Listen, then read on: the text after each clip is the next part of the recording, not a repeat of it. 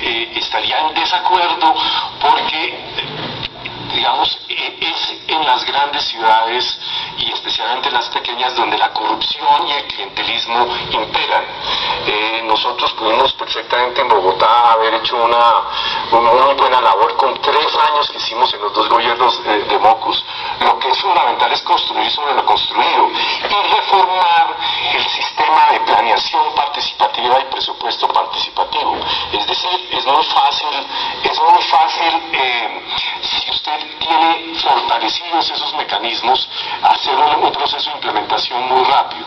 Pero para eso tiene que haberse reformado el sistema electoral. La propuesta nuestra es que comenzar a que haya representación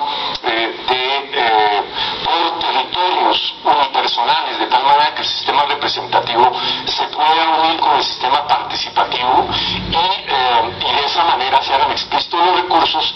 Las comunidades, esas comunidades construidas alrededor de estos territorios, toman los recursos, priorizan qué es lo que quieren hacer a ese respecto, y en ese sentido la posibilidad de administración se vuelve muy rápido y además la posibilidad de contratación se acelera tremendamente, sobre todo con el elemento de control social.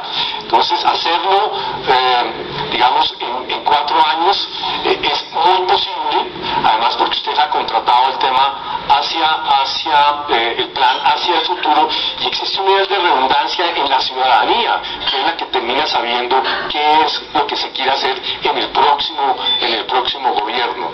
Me parece, voy a insistir sobre este punto a lo largo de cualquier pregunta que me hagan, así que les pido